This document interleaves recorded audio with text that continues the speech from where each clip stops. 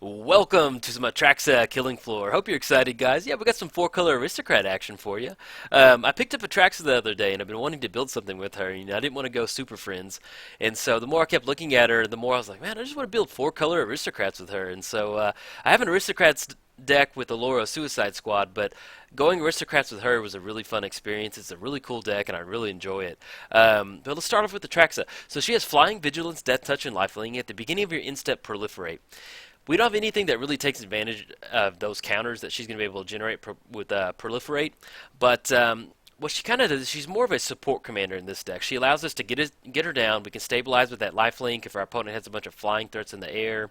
She has Death Touch. She's just a really good value creature at the 4 slots. So it's really nice having her off to the side if we need to stop something, if we need to dig for one of her recursion spells, or if we need to dig for some more meal action. She kind of allows us to stabilize. So she doesn't bring a whole lot to the table as far as Aristocrats go, but she's just a really nice creature to have to come off from the side. But let's start off with the Blood Artist type effects. This is what makes the deck the deck. So we have Blood Artist. So whenever a Blood Artist, so another creature you control dies, target player loses 1 life and you gain 1 life. Or another creature dies. It counts for our creatures and our opponent's creatures. So basically whenever a creature dies, our opponent's going to lose a life and we're going to gain a life. What we're looking to do with this deck is we're looking to get a bunch of creatures into the graveyard, bring them out of the graveyard, and start sacrificing them with the sack outlet, making our opponent lose 1 life at a time. Now the way we're going to win is we're going to have multiple copies of Blood Artist out there. And I say multiple copies, I just mean same like what Blood Artist does. We have Zulaport. So whenever Zulaport, another creature we control, dies, each opponent loses 1 life and you gain 1 life. We also have Falcon Wrath Noble. Whenever Falcon Wrath Noble or another creature dies, target player loses 1 life and you gain 1 life. So we're looking to get around 2 to 3 of these Blood Artist type effects into the graveyard, and then bringing them out and sacrificing a bunch of creatures and making our opponent lose a bunch of life. We're also running Renegade Doppelganger in here. Renegade Doppelganger, when you bring everybody out at once, he's going to trigger for every single creature that comes out, and we're going to make his trigger become a copy of whatever Blood Artist thing we have in there. So it's almost like we're running 4 copies of Blood Artist in here. But yeah, this is the star of the show. Outside of Blood Artist, we have our sack outlets. Let's go over here. So we have Viscera Seer.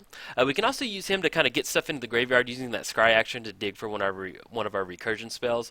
We're running Carrion Feeder. In a crazy world, we can sacrifice a bunch of creatures and make it like a big creature because it gets +1 counters on it. Same thing with Bloodthorn Vampire. Let's say we have a bunch of little Scion tokens or Serve tokens out there. We can swing it with Bloodthorn Vampire and sack 5 creatures. That's going to be 10. It's going to get +10/+10 off of that, so you can definitely swing in with that. And then we also have Dross Hopper. It's just always good to have another sack outlet that can sacrifice itself, so we can get it into the graveyard. And so Dross Hopper does that. He's not the prettiest of sack outlets. He gains flying. Maybe that might matter in some game, but basically it's just you can sacrifice himself in response to something. Let's say our opponent has a Path to Exile. Sacrificing the creature itself sacrificing the creature to itself is going to allow it to go to the graveyard. Whereas if you had something like Cartel Aristocrat where it said sacrifice another creature, you're not going to be able to sacrifice that and get it into the graveyard. So we always need to be able to get a sack outlet into the graveyard, and so all these creatures can do that. Now, outside of these sack outlets, we have ways to generate extra creatures. We take Voice of Resurgence for a reason. We get down Voice of Resurgence, our opponent casts a spell, we get that elemental token, or whenever we bring Voice of Resurgence back, we can sacrifice it. It's going to replace itself with a elemental token. So when you're trying to do your Blood Artist math and see if you have enough triggers to win the game with, you count Voice of Resurgence for 2, because that'll be technically 2 creatures that you get to sacrifice to get those triggers. Same thing with Nest Invader. He's going to come into the battlefield. We're going to create that 0/1 Scion token. It helps us ramp, and it also counts as 2 creatures out of the graveyard. We're also running Geist Honored Monk, so it's going to come in. It's going to count as 3 creatures. It's going to come in as herself and make 2 1/1 White Spirit creature tokens. So it's going to be 3 creatures right there. Same thing with Angel of Invention. Angel of Invention is going to make 3 creatures when it comes back, but it's also going to pump up all of our other creatures, which is going to allow us. Let's say that we can't find any of our graveyard recursion spells. We can get her out, pump our entire board up, and start swinging in. Same thing with Catacomb Sifter. It has the little bit of Viscera Seer. Whenever a creature dies, we can scry. It's going to allow us to dig. We're also running Kozilek's Predator. It's going to create 2 Scion tokens, so that counts as 3. And we have the Singar Autocrat. It's going to come in and make 3/0/1 Serve tokens, so it's going to count as 4 creatures, which is actually pretty good. And then we also have running Reefworm. Reefworm's a really cool card. So you sacrifice Reefworm, it turns into a 3/3. Then you sack that, it turns into a 6/6. Sack that, then it turns into a 9/9. So it counts as 4 creatures, but at the same time, you can sacrifice it a bunch of times, get it into the graveyard, and then have a 9/9 Kraken for your troubles, which is awesome. And same thing with Visionary Augmenter. It's going to come in and count as 3 creatures whenever you're adding up all your creatures for the Blood Artist triggers. As far as the other creatures in the deck, we're running the Unhallowed. So the Unhallowed is going to give all of our non-human creatures Undying, and that's really important. Let's say that we get Unhallowed in our graveyard, we bring everybody back with Living Death. It's basically going to double the amount of creatures that we have. Roughly, there's some humans in here, but for the most part, most of our creatures that make extra creatures are not human. So you can almost just kind of like 1.5 count the creatures you have in the graveyard with Mikaeus out there, and you get those extra ones. Same thing with the, not same thing, but with Eternal Witness. Let's say we bring it back with Living Death. We cast Living Death. It's going to come back. We can use Eternal Witness's trigger to bring a Living Death back to our hand. So these are kind of like the support creatures in the graveyard recursion. And we also have some creatures that matters what creatures we have hit the graveyard. So take Unhallowed Spirit Keeper. When it dies, create X 1/1 white spirit tokens, where X is the number of creature cards in your graveyard. So let's say we sacrifice 10 creatures. We get down to and we've got those 10 Blood Artist triggers on the stack. We're going to sacrifice the Spirit Keeper. Then we're going to get that many spirit tokens equal to the number of creatures on our graveyard. So that would be the last creature that you would sacrifice, and it'll just amplify the number of creatures you already had out there. Same thing with Caller of the Claw. Now this is different. Whenever you bring everybody back, Caller of the Claw's trigger is going to go on the stack, so you're going to put that one first, sacrifice all your creatures, and then when that trigger resolves, you're going to create a 2/2 green bear token for each non-token creature that went to the graveyard from the battlefield this turn. So let's say, once again, we have 10 creatures out there, we sacrifice all 9, we put the Caller of the Claw's trigger on the stack, then it's going to be 9 2/2 bear tokens that we're going to get. So there's a lot of interesting ways to generate a lot of creatures.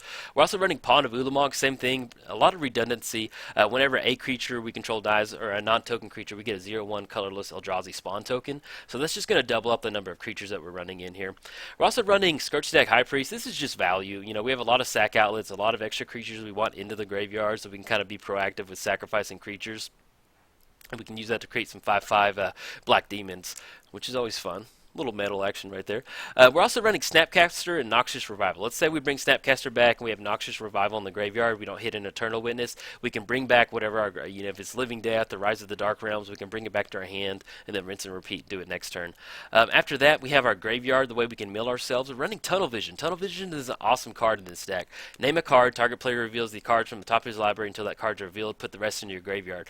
So we're going to fire Tunnel Vision off, naming Living Death, hoping that it's towards the bottom. We may end up putting around 30 or 40 cards into the graveyard, and then we have our win condition where we can bring everybody back. So it acts just like a tutor and it acts like a mill card. It's awesome.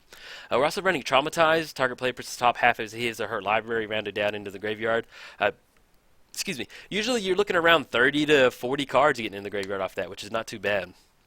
We're also running Dread Summons. It's a nice little way to mill yourself and get some zombies for your trouble, because we're running a lot of creature cards this way. Altered Dementia, sacrifice a creature, put that equal to its power, mill that many cards. Pretty standard right there. Running Glimpse for 10. Hedron Crab, awesome, Mr. Krabby Patties. He's, whenever land comes to the battlefield, target player puts the top 3 cards. Running a lot of fetches in here, and an unanswered Hedron Crab, like on turn 1 or turn 2, just does a lot of milling, and it's really good. We're also running Corpse Connoisseur. It's just a little unearthed action right there. Now this is the way we can get cards in the graveyard. Outside of that, we've got our graveyard recursion spells. So we have Rally the Ancestors. It's white with X. Return each creature card with converted mana cost X or less from your graveyard to the battlefield. So basically, we're tapping out at about 6 mana. So we can cast this for 8, which is not that crazy in Commander. Bring everybody out, and that would be like going for the Unhallowed over there to get him in our graveyard package. But other than that, you can do it for 3 or 4 and pretty much win the game off of that. We're also running a Mortal Servitude. We do have a lot of creatures that cost converted mana cost 2. It's not the best graveyard recursion, but it's I played Immortal Servitude a lot back in the day. It was a really fun deck for me, so I wanted to go and put it in here. But there is a very strong converted mana cost 2 theme in here, so you can bring everybody back and kind of get some nice little triggers. The King of the recursion is Living Death. This is the one that you're always going to 2 to 4, because it doesn't matter what the converted mana cost is out of the graveyard. You're going to be able to bring everybody back and start sacrificing. We're also running Rise of the Dark Realms, because hey, this is Commander, and why not have a 9 mana spell? Put all creatures from all graveyards under the battlefield under your control. I did get to fire this off in one of my videos, and it felt so good, because I bought this card probably about 2 months ago, and I've yet to get to cast it, and finally did. So it felt really good to bring just everything back over there and start sacrificing everything. So that was pretty cool. But as far as that goes, that's the deck in a nutshell. Yeah, that's it. We covered Sack Outlet, we covered Blood Artists, recursion spells, and ways to get stuff into the graveyard. So yeah, guys, hope you enjoyed the deck. I've got 3 videos for you. If you enjoyed it, like and subscribe. Thanks, guys.